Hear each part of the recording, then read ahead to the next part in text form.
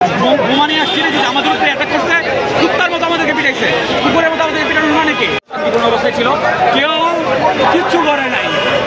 আমরা কি বোমা নিয়ে আসছি যে আমাদের উপরে অ্যাটাক করছে, কুত্তার মতো আমাদেরকে পিটাইছে, কুকুরের মতো আমাদেরকে পিটানোর মানে কি?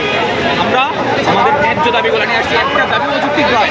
আমরা বলছি প্রথম থেকে আমাদের চাকরিতে ডিপ্লোমাদের জন্য যে কোটা আছে, আমরা কোটাগুলো চাই না। এটা কি অন্যায্য দাবি? বাংলাদেশের মানুষের টাকা দিয়ে আমাদেরকে ইঞ্জিনিয়ার হিসেবে বের করতেছে। সেই ইঞ্জিনিয়ার জায়গার মধ্যে টেকনিশিয়ান কেন ঢুকবে? টেকনিশিয়ানকে আপনি কেন ইঞ্জিনিয়ার বানাবেন? আমরা এক ন্যায্য দাবি বলছি, টেকনিশিয়ানকে টেকনিশিয়ানের জায়গা দেন, ইঞ্জিনিয়ারকে ইঞ্জিনিয়ার জায়গা দেন, কোটা প্রথা বিলুপ্ত করেন। আমরা আরও বলছি আমাদের যে নেস্কো যে সব ইঞ্জিনিয়ার ভাই আছে, ভাইকে প্রকাশ্যে ওনার অন ডিউটি ওনার অফিসে ওনাকে জবাই করে হত্যার হুমকি দেওয়া হয়েছে। ডিপ্লোমা সন্ত্রাসী হয়েছে 20-25 জন মিলে। আমরা বলছি তাদেরকে বহিষ্কার করতে, তাদেরকে এবং তাদেরকে গ্রেফতার করার জন্য।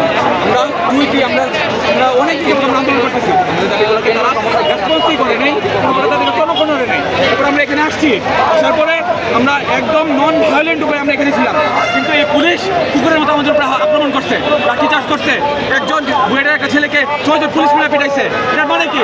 ওই 6 জন মিলে একটা মানুষের পিটানো মারি করতে সাথে কিচ্ছু নাই, পড়ে গেছে মারি খেয়ে, কুকুরও মারতেছে।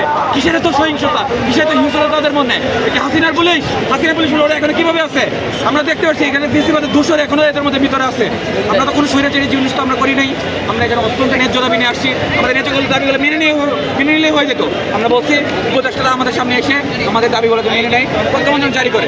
এখানে তো আমরা একটাবারও বলি নাই যে আমাদের আপনার সারা বাংলাদেশের মানুষের কাছে যে দাবিগুলো যৌক্তিক মনে হচ্ছে, সেখানে উপদেষ্টা আমাদের সামনে আসলে সমস্যাটা কি?